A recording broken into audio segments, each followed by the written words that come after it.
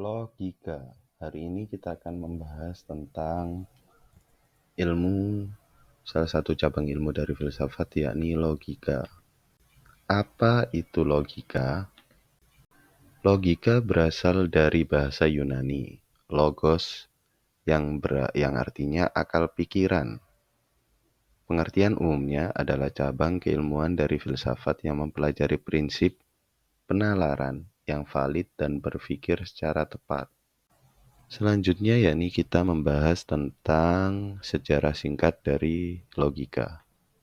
Logika pertama kali muncul pada saat Yunani kuno sekitar abad ke-4 sebelum Masehi, dan tokohnya yakni Aristoteles merupakan kunci perkembangan ilmu logika yang memberi banyak sumbangsih dalam perkembangan ilmu pengetahuan lainnya hingga saat ini. Pada tahap awalnya, Aristoteles menyusun logika sebagai ilmu tentang hukum-hukum berpikir. Pada tahapan selanjutnya, logika dikenal dengan analitika dan dialektika. Selanjutnya yakni unsur-unsur utama dalam ilmu logika. Ada beberapa unsur utama dalam ilmu logika, yakni yang pertama proposisi, 2 premis dan kesimpulan, 3 inferensi, dan yang terakhir yakni penalaran. Yang pertama adalah proposisi. Proposisi adalah pernyataan yang dapat dinilai benar atau salah. Sebagai contoh, pernyataan pertama, semua manusia adalah fana. Pernyataan ini bisa dinilai sebagai proposisi karena dapat dinilai benar atau salahnya. Yang kedua, pernyataan apa kabar. Pernyataan ini bukanlah sebuah proposisi karena pernyataan apa kabar tidak dapat dinilai benar atau salah. Unsur kedua adalah premis dan kesimpulan. Premis adalah proposisi yang mendukung suatu kesimpulan dalam argumen. Kesimpulan adalah proposisi yang dihasilkan dari premis-premis melalui proses penalaran atau proses inferensi. Sebagai contoh, premis 1, semua manusia adalah fana. Ini merupakan sebuah premis karena semua manusia adalah fana. Itu bisa dinilai benar atau salah. Yang kedua, premis 2, Aristoteles adalah manusia. Ini juga bisa dikonfirmasi, proposisi ini juga bisa dikonfirmasi benar atau salah. Dan yang ketiga yakni kesimpulannya dari premis 1 dan 2, yakni Socrates adalah fana. Jadi dari premis-premis 2 premis di atas itu ditarik kesimpulan, bisa ditarik kesimpulan bahwasanya Socrates adalah fana. Unsur ketiga yakni inferensi. Inferensi merupakan proses menarik kesimpulan dari premis-premis yang ada. Jadi, letak inferensi ini ada di antara premis dan kesimpulan. Jadi, proses untuk menarik kesimpulan sendiri itu dinamakan inferensi.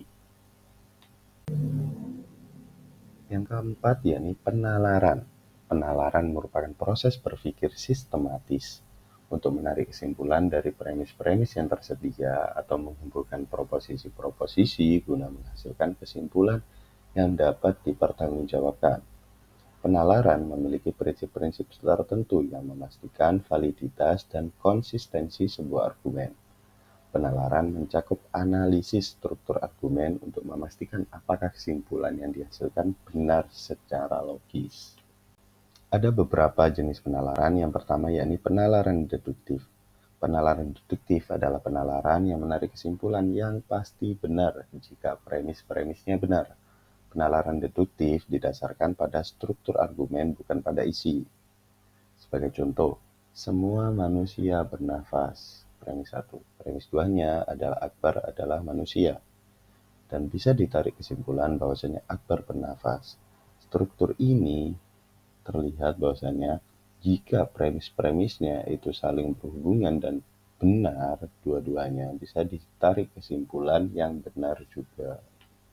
Yang kedua dari jenis penalaran yakni penalaran induktif, adalah penalaran yang menarik kesimpulan berdasarkan pola atau pengalaman. Kesimpulan dari penalaran induktif bersifat probabilistik sehingga dapat benar atau salah. Jadi Maksudnya sebagai contoh, yang saya amati semua apel berwarna merah premisnya. Dan saya simpulkan bahwasanya apel berwarna merah. Kesimpulan ini itu didasarkan pengalaman dari premis yang saya gunakan di atas, bahwasanya saya hanya melihat apel itu berwarna merah. Sifatnya, bahwasanya ada juga apel yang berwarna hijau, kuning, dan lain-lain. Makanya dijelaskan bahwasanya penalaran induktif itu bersifat probabilistik atau sesuai dengan pengalaman yang kita jalani. Prinsip-prinsip dasar penalaran. Yang pertama, Law of Identity. Prinsip ini menyatakan bahwa sesuatu adalah dirinya sendiri. Dalam bentuk formal dinyatakan sebagai A sama dengan A. Dapat dimaknai, setiap proposisi atau pernyataan yang benar harus tetap benar selama tidak ada perubahan dalam konteksnya. Dengan kata lain, sesuatu memiliki identitas yang tetap dan dapat dikenali secara konsisten. Sebagai contoh, jika kita mengatakan segitiga adalah bangun dengan 3 sisi, maka pernyataan itu harus tetap berlaku selama definisi segitiga tidak berubah. Atau sebagai contoh lagi, hewan karnivora adalah hewan yang memakan daging. Maka pernyataan itu harus tetap berlaku selama definisi karnivora itu adalah hewan yang memakan daging. Kalau definisi karnivora itu sudah berubah, maka definisi yang lama itu tidak berlaku lagi. Yang kedua yakni prinsip Law of Non-Contradiction. Prinsip ini menyatakan bahwa sesuatu proposisi tidak dapat benar dan salah sekaligus dalam konteks yang sama. Dalam bentuk formal, tidak mungkin A dan bukan A benar pada saat yang sama. Lebih mudahnya, jika suatu pernyataan benar, maka pernyataan yang bertentangan dengannya harus salah. Prinsip ini menghilangkan kemungkinan adanya kontradiksi dalam argumen. Sebagai contoh, jika kita mengatakan hari ini hujan, benar, maka hari ini tidak hujan harus salah, selama konteksnya sama. Yang ketiga yakni Law of Exclude Middle. Prinsip ini menyatakan bahwa suatu proposisi hanya memiliki dua kemungkinan benar atau salah dalam bentuk formal. Dalam bentuk formal, artinya tidak ada alternatif ketiga selain suatu proposisi itu benar atau salah. Lebih mudahnya, tidak ada posisi netral atau keadaan di tengah antara kebenaran atau kesalahan suatu proposisi dalam logika klasik.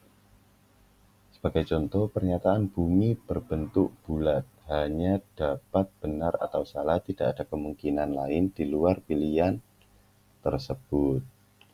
Fungsi dari penalaran, yang pertama menguji validitas struktur argumen, yang kedua mendeteksi kesalahan logik atau logical fallacy, yang ketiga yakni menyusun argumen yang kuat dan meyakinkan. Kita ke materi selanjutnya yakni logical fallacy.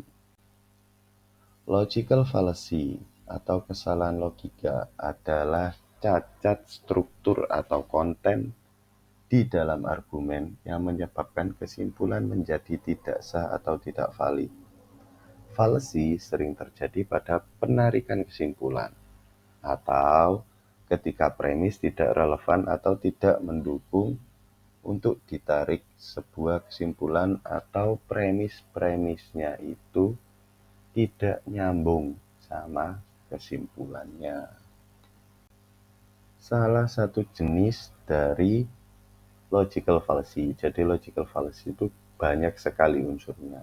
Dan salah satu unsur dari logical fallacy itu adalah genetic fallacy. Genetic fallacy sendiri terjadi ketika argumen atau kesimpulan ditolak atau diterima semata-mata karena asal mula suatu ide, bukan berdasarkan kualitas dan bukti yang mendukung ide tersebut. Semisal, sebagai contoh lah, kalau ada seorang pemuka agama yang menyuruh kita untuk bersedekah tanpa alasan yang jelas. kita nggak boleh semata-mata mempercayai hal tersebut atau mengiyakan hal tersebut atau menerima hal tersebut. Kita harus tahu sebab, kewajiban, apakah itu hal yang wajib, sedekah itu hal yang wajib atau enggak. Itu hanya bentuk, itu sebuah rasa syukur, bentuk rasa syukur kita sebagai manusia atau apa. Jadi kita nggak boleh semena-mena percaya dengan argumen yang asal-usulnya dari orang pemuka agama atau apapun. Jadi kita harus mengkonfirmasi dari argumen yang diucapkan. Contoh contoh yang lain, iklan itu dibuat oleh perusahaan yang ingin menjual produk. Jadi jangan percaya pada klaim yang dibuat oleh perusahaan produk itu. Jadi kalau kita lihat ada suatu iklan, terus ada yang ngomong, "Yes, gak usah percaya dengan hal itu hanya sebuah promosi, itu nggak benar," gitu. Jadi kita nggak boleh asal asal melakukan hal tersebut karena kita belum mengkonfirmasi atau memvalidasi hal tersebut. Jadi yang paling penting adalah fakta di lapangannya. Kita harus mencari fakta-fakta dulu agar bisa membuat sebuah kesimpulan. Jadi kalau dalam pepatah ya, kalau kita lihat dari genetic fallacy ini adalah undur makola wala tandur makola, yang artinya lihatlah apa yang dikatakan, bukan siapa yang mengatakan. Nah, ini dijelaskan lebih tepatnya alasan kenapa genetic fallacy itu sebuah fallacy. Yang pertama, asal-usul tidak menjamin kebenaran atau kesalahan. Jadi, asal-usul suatu argumen itu tidak menjamin 100% itu benar atau itu salah. Tapi, dengan kita mengkonfirmasi atau memvalidasi hal tersebut, kita bisa tahu nilai kebenaran atau kesalahankah yang ada dalam argumen tersebut. Yang kedua, yakni distraksi dari konten. Jadi, kadangkala ketika kita sudah tidak percaya dengan seseorang, maka apapun yang dikatakannya itu tidak kita dengar, walaupun itu berisi nilai kebenaran. Jadi kita nggak boleh subjektif dalam menilai sebuah argumen, karena itu sendiri sebuah fallacy dasar. Atau ketika kita berlogika, itu kita tidak boleh subjektif dalam mengambil kesimpulan. Kita harus objektif dalam kesimpulan, karena logika sendiri adalah alat yang digunakan untuk berpikir kritis agar bisa menemukan nilai kebenaran dari suatu pernyataan seseorang. Jadi kita nggak melulu melihat pribadi seseorang untuk menilai kebenaran, tapi lihat apa yang dikatakannya saja. Terima kasih karena sudah menonton. Ya, jangan lupa untuk terus membaca dan jangan pernah lelah untuk berpikir kritis.